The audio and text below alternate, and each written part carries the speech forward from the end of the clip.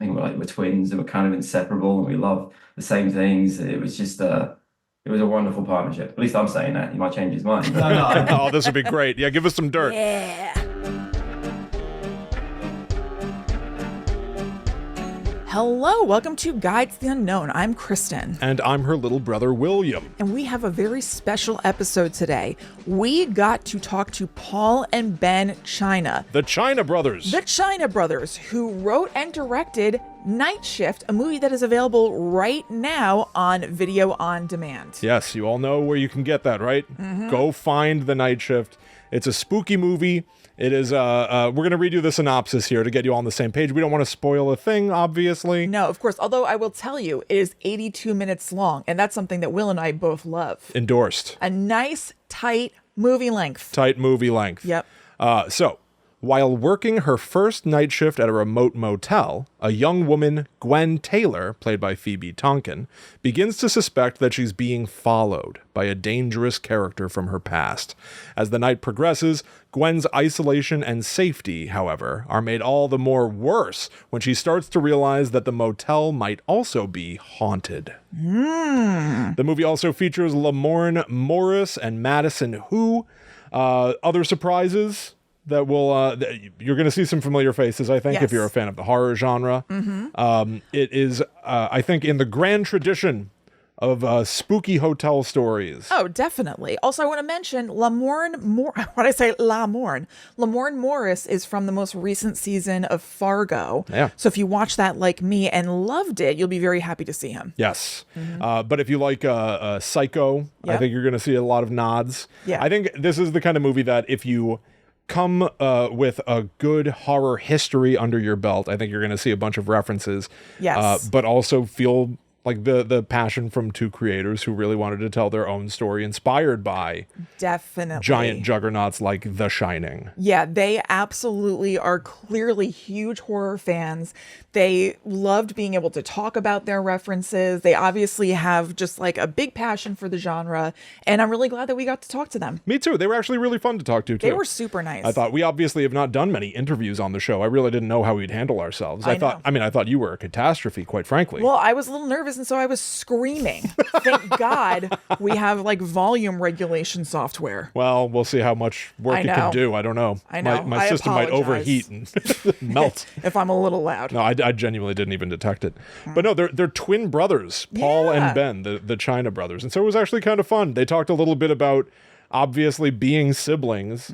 They have obviously a shared background, but also a shared love of certain elements of horror the way that we do. Right. Which I thought was really kind of nice. It was like a mirror image. They were like a smarter, more British version of us. Yes. And we were like a more handsome version of them. Yes, and way more American. Yeah. And you can tell. I think we carry ourselves like two Americans. Yeah, definitely. And I'm joking Decidedly. because we are not handsome, and they were. Well, what the hell? I did not co-sign that. It's a nightmare. So yeah, I think we're going to throw to the interview. Everybody enjoy our conversation with the China Brothers, Yes. Paul and Ben, and make sure you go see Night Shift. You can go get Absolutely. it on video on demand platforms. Go. And enjoy the interview. Wow. Thank you so much for being here with us. We really appreciate it. Thank you so much for having us. We really appreciate it as well. We both watched Night Shift. It was so much fun. Yeah, it was great. So, yeah, what can you say? But We're horror fans, and so I feel like for a lot of people, sometimes they think of like a horror movie is really going to scare you, and certainly this movie is going to scare people. But also, I was just thinking so much about how many times I was like trying to clock all the different bits of setup and foreshadowing that are layered into the movie, and it really made you think. It was genuinely fun from beginning to end. Great. Thank you so much for saying. I think also because we shot in one location over such a small amount of time, over 17 days, with very little money, we kind of had to be meticulous with our execution. And so like laying all the beats and all the plot points and what comes back around full circle, especially to lead to the payoff in the third act, we kind of had to be as prepared as possible, getting thrown into that juggernaut. Yeah, I would think so. So to that end, I was reading that some of the influences for the movie were The Shining, The Others, Psycho.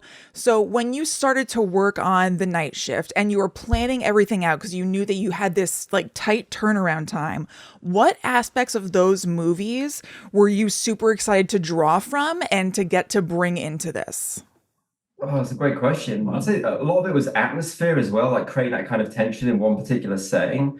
Some other influences for us was like Mario Bava's Kill Baby Kill, Mhm. which is yeah, which we absolutely adore, as well as like a heavy dose of giallo cinema, and not just in terms of like the narrative and the structure of the story in particular, but also in terms of like the aesthetic and the style and having those neon colors that are kind of the hidden meanings behind them and all the rest of it. So yeah, there's a lot of influences in there that we'd like to sort of take and then make our own, really, for the story. Definitely piggyback in there off Kill Baby Kill, because like with Mario Bava, everybody always talks about Black Sabbath or Black Sunday or Blood and Black Lace, but Kill Baby Kill is such an underrated film. And because you have the threat of, well, you have two threats. You have the supernatural and then you have the realistic element.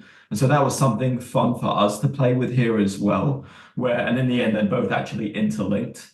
Um, yeah, it was just it was a great reference for us, and hopefully we tipped our hat to Bava in a decent way. Yeah, I think so. Actually, one of the interesting things, so you both wrote and directed. So one of the things that I'm also curious, on top of like the obviously the visuals of the movie, from a story perspective, like why this story, right? Like what brought you to this particular somebody at a motel in the middle of nowhere, in the middle of the night, not knowing who could be there? Like, how'd you start with this?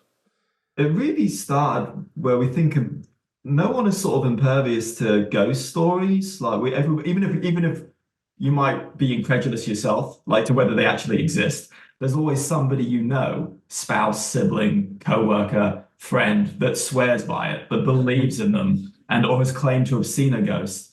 And so we kept asking ourselves, why is that? Why is it such a phenomenon? And then that led to what we believe to be a more interesting question: is what is a ghost?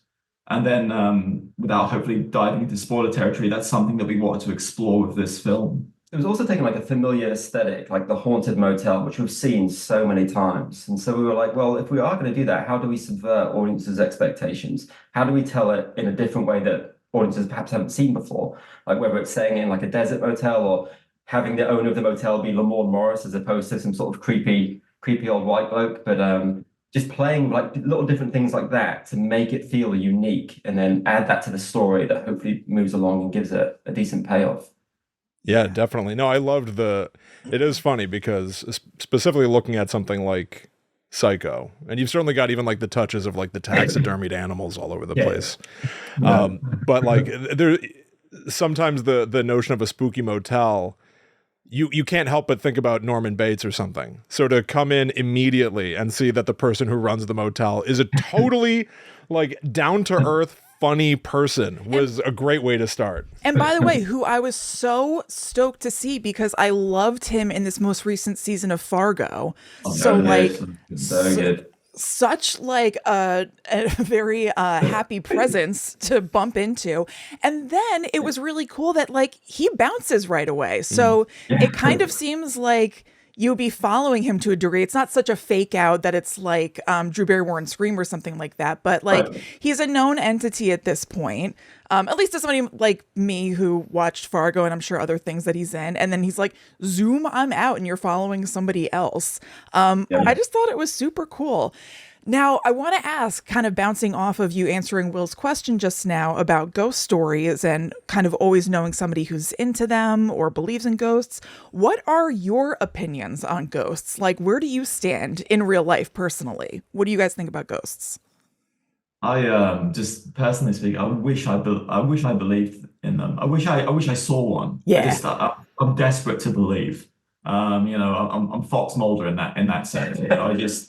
I would love to witness it. And there have been some kind of spooky things that have perhaps happened to us in our past, which were sort of inexplicable. Yeah, and I'm with Paul as well. Like I really, really would love to believe, and I kind of sort of perceive it as being like them being energy, and like what they manifest. Because when you usually hear ghost stories, it's like this ghost that's left behind to haunt people, so therefore they're begrudged and they have like vengeance on their mind. So they have like this negative energy that's left behind, and that's what makes them so visceral and scary. So yeah, I like to believe that. I'm hoping I'll see one. How about you two? Will, go ahead. Yeah, so we're also siblings. Yeah. And one of the things that I think is kind of nice is like, I wonder if you guys feel the same way, where it's like, you're like, something happened to us in our past that we thought was kind of weird. I think for a lot of people, if they think about the paranormal, it seems to be such a personal experience for people. All you can do is say, I saw a ghost, and everyone else has it. Oh, the best someone can do is go, okay. I don't know if I believe you or not. Right.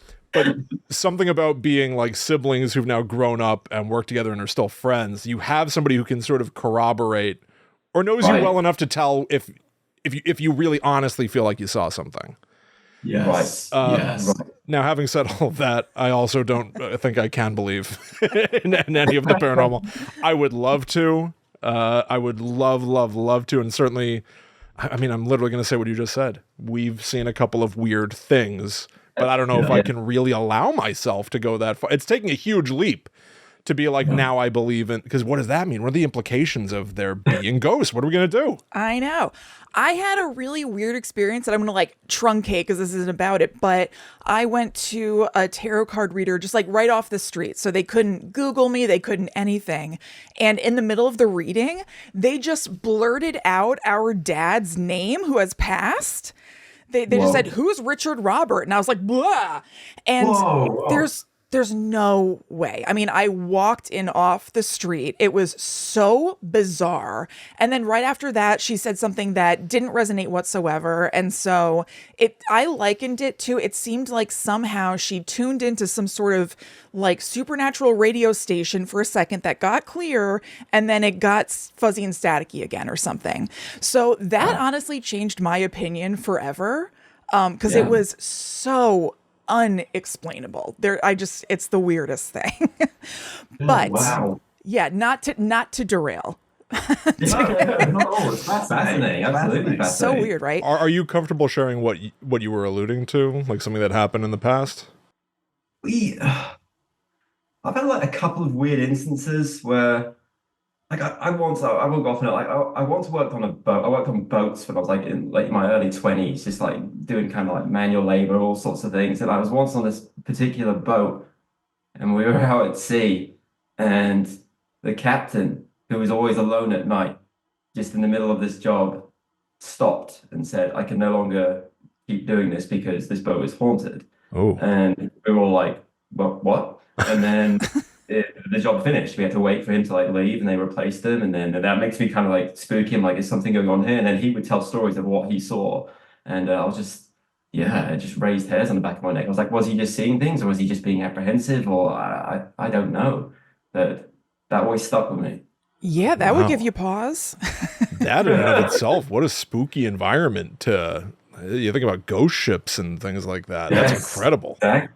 Yeah, absolutely. Well, it was very. To bring it back to the movie. So in the movie, Gwen, who is working at the motel, has these unexpected paranormal experiences while she's there. And motels are such transitory places in and of themselves because people are coming in and coming out for their stay. And so how did you feel like the living characters that we meet in the hotel, like Alice or the super rude couple who roll in, helped ratchet up the supernatural tension? Like, how'd they play off of that? Yeah, it was interesting. I mean, particularly with Madison, who played Alice, like we wanted her to be a believer. So therefore, halfway through the film, we were like, we don't know if we're trusting what we're seeing. But then all of a sudden, we have a character that is very relatable, who then says, no, this place is actually haunted. So then therefore, that forces the audience to re-question what they're actually seeing. I think with Patrick and Lauren, the married couple, the rich married couple that appear in the middle of the film, who are married in real life, and absolutely, it was. They came in just like a whirlwind, and we really wanted that to happen in the middle of the film. Like, what's the last thing you expect to see? Who walks through the door? And it was just, Patrick Fischler from Mulholland Drive, and it was just them being obnoxious and very comedic as well at the same time. And to keep the audience on their seat to say, hey, even if we're not focusing on ghosts or the supernatural or Gwen being followed by a mysterious character, we can also try and surprise you in other ways. It also allows us to, with their introduction, it allows us to create more empathy with Gwen, the central character. So we really feel for her on this night shift as she goes through hell. Yeah, just to get the audience in her shoes. Yeah, with so many of those elements, right? Like you mentioned, like, you know, she's being, again, not to give anything away, she sees this car that keeps showing up at the scene of the motel, and obviously there's so much paranoia around, is the motel haunted? What was your process of trying to perpetually stay ahead of the audience? Because especially today, it seems like so many people are so accustomed to the language of cinema, and specifically in horror. There's so many people who are so ready to see one piece of foreshadowing, go, oh, I already know the ending. And I feel like you had a real angle to make sure that you were always a step or two ahead of everybody. So I'm just curious, what was that like as a challenge? It was very challenging. It was particularly giving the one location and setting it all up and having those exact beats. It was almost like, to a certain degree, you know, when Paul and I were creating the story, we're working backwards almost, you know, and like figuring out all those points. We had to be meticulous, try to be scrupulous.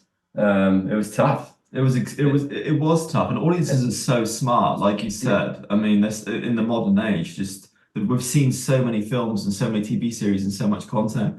And what has been done before, like, is anything original? So how do we try and subvert audiences' expectations? How do we try and provide a fresh take on a ghost story? And the real trick is believing in our protagonist as the film progresses, and believing in a familiar setting, but trying to give them something new.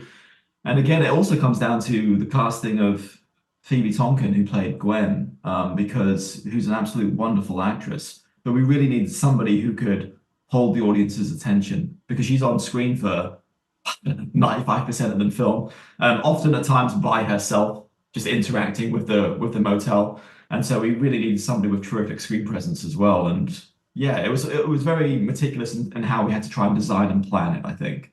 I forgot another added element to that was like finding moments of pockets to create levity, to allow us to relieve tension, to keep it like humorous at times, because, you know, horror and comedy can be two sides of the same coin. Oh yeah. So I know it's not a horror comedy, but we love having moments of levity because it allows us, the audience, to relieve tension and then build it up again and make it feel like, you know, they're on this ride, and that it's entertaining, because we just don't want to let the audience down.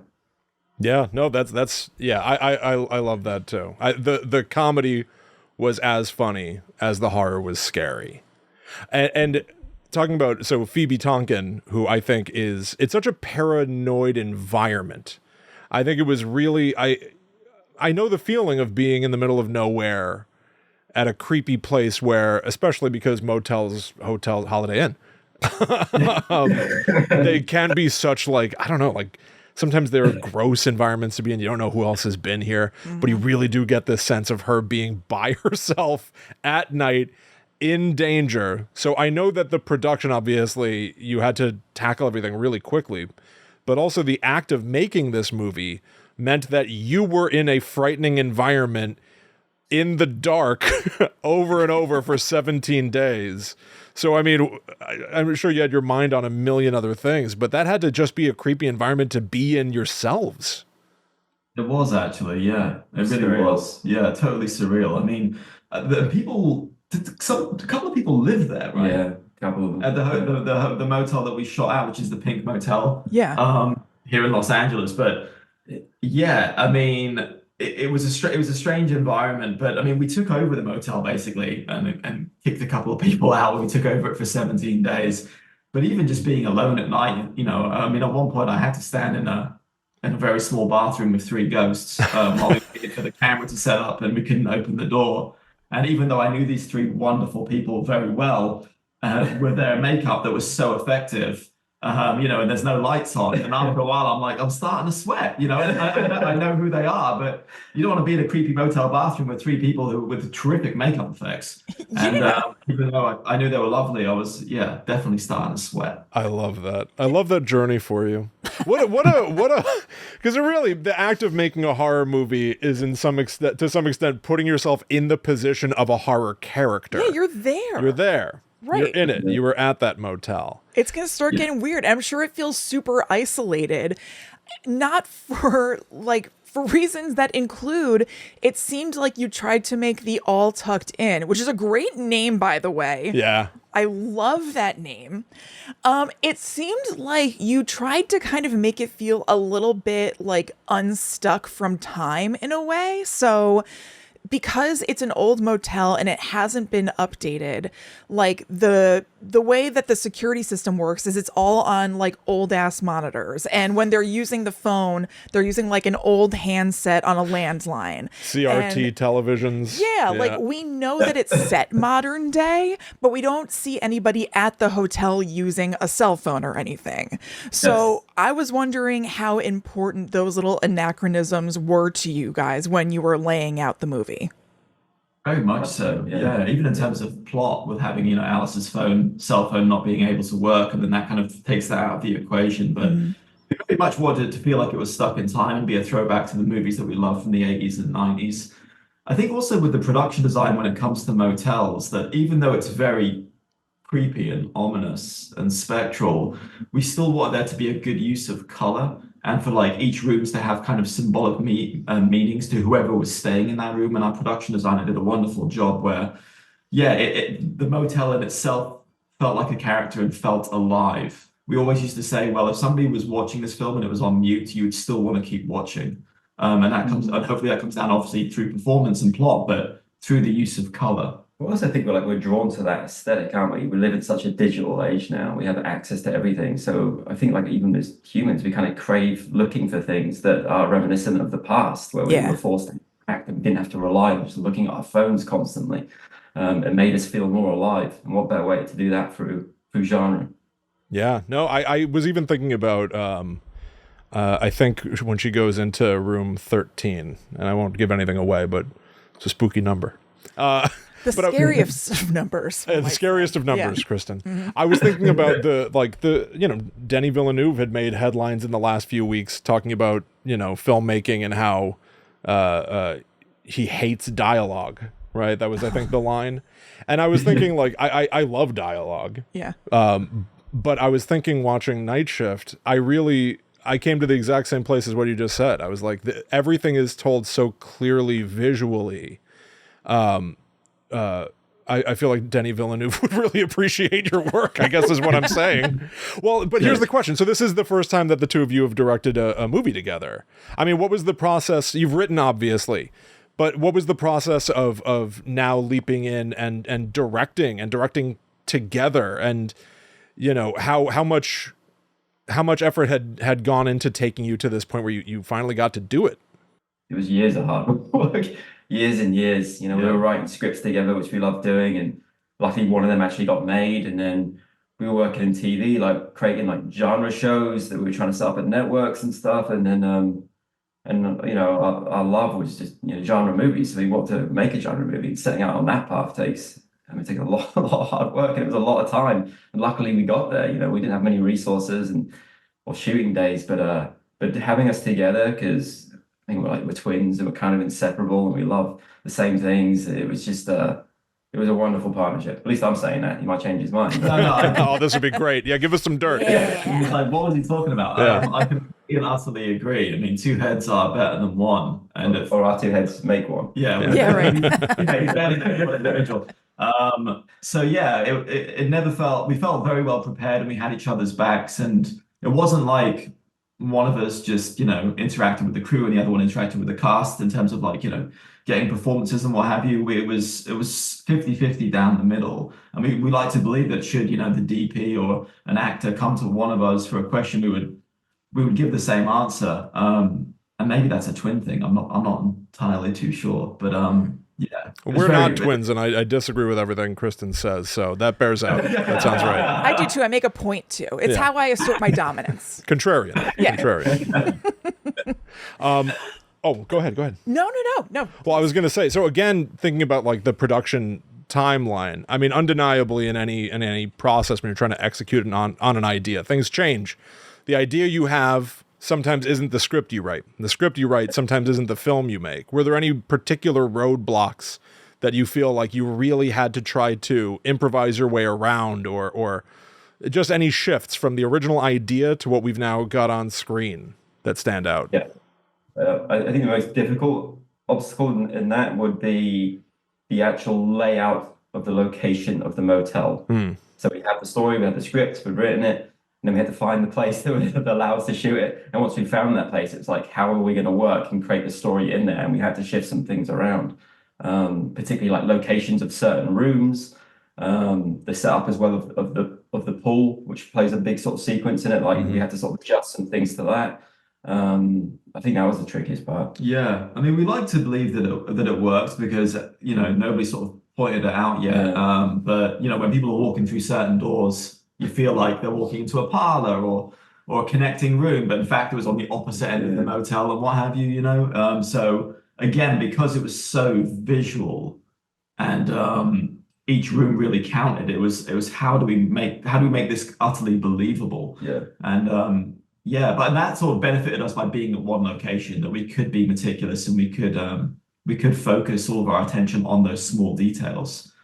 How much time did you really spend there? Did you go? I mean, I assume you went home or something when you're not filming, but did anyone stay at the motel? No. Oh gosh, no. I think no. Yeah, I think someone who was like on a night shift. Yeah, right.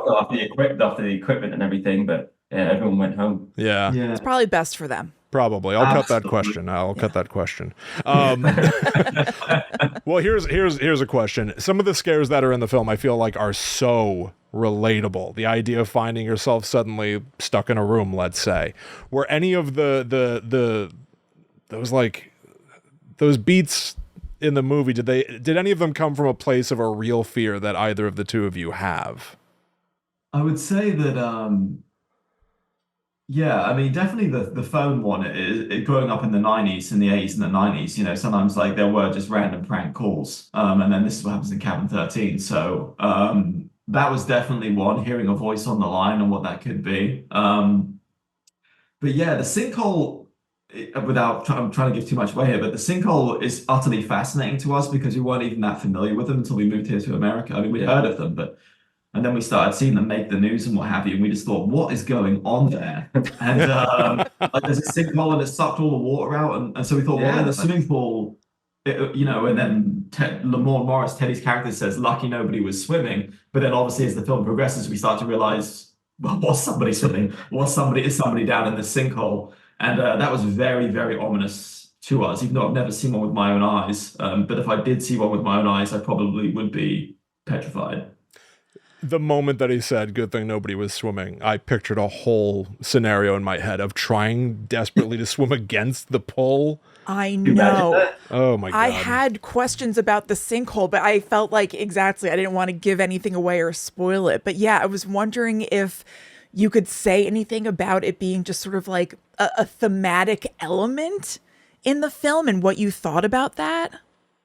Yeah, I mean, without like spoiling it, like the theme of like that sinkhole and what it relates to, and then how it's kind of seen later is thematically kind of linked, and visually. But it just screamed, like when you think of like ghosts in motels, you're trying to think like of how people possibly died there, and just having like, well, someone died in the pool perhaps, and it was through a sinkhole. It's just gut-wrenching. Oh my God, a nightmare.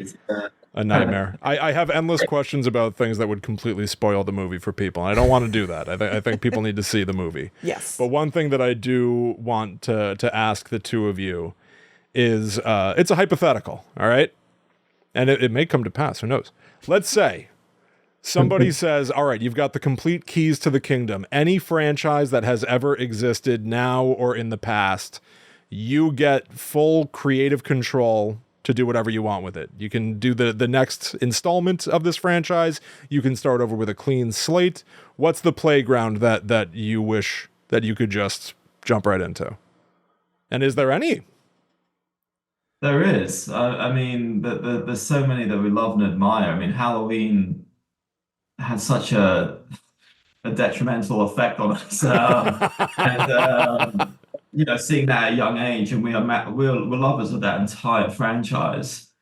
I mean, everything. I mean, My Bloody Valentine is one of our favorite horror films of all time, and that feels like it would probably be Hmm. beneficial from a sort of smart, upgraded take on that film. What else that stands out I to mean, you? not an obvious big one would be Nightmare on Elm Street, but just through the concept of dreams and telling that through a modern lens, I mean, that would give you a wonderful playground to operate in. Yeah, I find that incredibly exciting. Yeah, I mean, there's so many. there's so many. I know. There really are. A lot to draw from. Well, listen, we know that you're busy. We're sure that you've got a lot of people that you got to talk to and everything, but we really appreciate you taking the time to talk to us. Yeah, thank you so much. This has been great and so interesting. Oh, it's been a pleasure. We appreciate you taking the time and that you enjoyed the film, and yeah, we've loved every minute of it. Yeah, it was wonderful speaking to you. Yeah, thank you so much for taking the time from sibling to sibling. Yeah, I know. Absolutely. Thank you so much. Everybody go check out The Night Shift. It's on video on demand and it's awesome. Thank you so much to both of you. Yes, thank you. Much. We appreciate it greatly. Thank you so much for your time. So there you go. Our conversation with the China brothers, Paul and Ben. Cool guys, right? You know what? I really think that they were like nice Yeah. and interesting. Yeah. You really got the sense that like they love what they do. I got very, very good vibes from them. Yeah, I agree. Yeah, and you're absolutely right. They just seem to love what they do. They seem to love being in the horror genre. And yeah, I'm happy that we got to talk to them, and I'm excited to see what other things they do. Couldn't agree more. So everybody go get it. Night Shift is out right now, video on demand. It's the weekend. You want a horror movie to watch? Pop a bowl of popcorn. And sit down to watch Night Shift. Yes. Enjoy. So, hey, we're going to be back tomorrow with a brand new episode of Guide to the Unknown. So make sure you refresh your feed in the morning. Don't skip out. That is to say, we'll be back next time with more scary fun. That's right. But until that time comes, we must travel. Back to the netherworld. Go we. Do you think, how would you feel about me billing us as the Rogers brothers? Ooh, the Rogers twins. Your last name is no longer Rogers and you're not my brother. No. What do you think of it? The Rogers brothers. I'm fine with it. All right. Works for me. Let's get us on a billboard. I feel like we have jokingly, obviously, called each other the Rogers twins in the past. We have, yes. Yeah, We're not actual twins. No, we're not. Kristen's far older. You wish. I don't even know what that means. I don't know.